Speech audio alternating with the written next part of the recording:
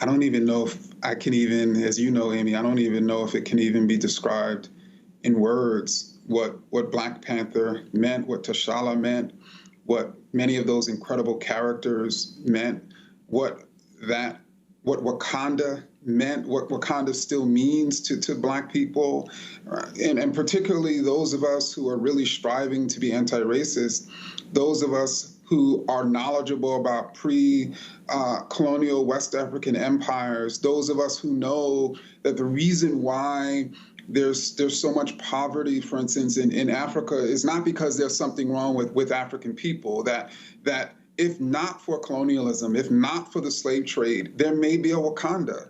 And I think that Black people, I think in the United States and all over the world, for them to see themselves in greatness and in excellence, for them to see themselves affirmed, I think was just incredible. And I remember seeing Black Panther when I was going through chemotherapy. I had been diagnosed weeks before the film came out. And like other Black people who went to see the film, and just as non-Black people, it gave me the ability to really step outside of myself, step outside of my world, and imagine what's possible. And there's nothing more radical and critical to transforming the world than a radical imagination of thinking about what is possible. And I think Black Panther gave that to so many people. We currently have a tech industry where women, and particularly women of color, are far and away underrepresented, or imagine that it's not their place, or imagine that they don't have the intellectual capacity. And these are all sexist and racist lies. And women, and particularly women of color, can be the chief technology officer of the baddest place, I should say the most technologically advanced sort of companies or places on earth. That's possible if we can create that type of sort of society. And certainly, before colonization, some of the greatest and most powerful and wealthiest and most technologically and intellectually advanced empires in the world were in Africa.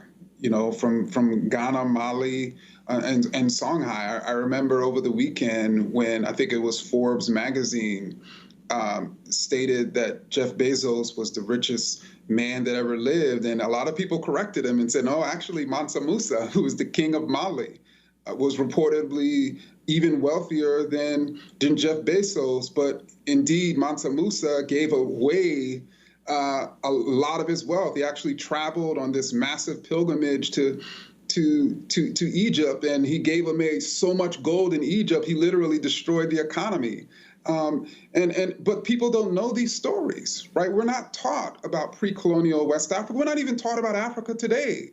I remember going to Africa for the first time and people asking me the weirdest questions, about Africa. And it just goes to show me how little we're taught about Africa and how much we're taught about Europe. And either we're a multicultural nation with people who come from Africa and Latin America and Asia and Europe, and we're going to really teach our children and teach our adults about all these different places, just as we're teaching them about Native American history and culture, or we're going to focus on Europe. And I don't think we should focus on Europe because that's a demonstration to me of racism. Well, I think first and foremost, no one should be fooled by law and order rhetoric, that's coming from the Trump administration. When they speak of law and order, they're talking about the law and order of racism and Black death. That's what they want. And if you support law and order, then you support the order of Black death and racism. But I think more importantly, we should be joining organizations and supporting organizations that are challenging racism and racist policy and white supremacy. We should certainly be thinking very seriously about voting for folks who are striving to be anti-racist. But even more than that, we should figure out ways to be civically engaged. Every single one of us has power. We have the power to resist. We have the power to resist policy. We have the power to resist policymakers. And one of the one of the sort of guiding principles that anti-racist activists have sort of lived by for centuries, for decades, for years, for months, is that they have the power, because racist power has been trying to convince us that we don't have power, whether it's enslaved people or even people today who are trying to figure out what can they do in the face of this juggernaut of racism. Don't think ever that you don't have the power. And the way we have power is by coming together, is by organizing together, is by challenging through our organizational strength.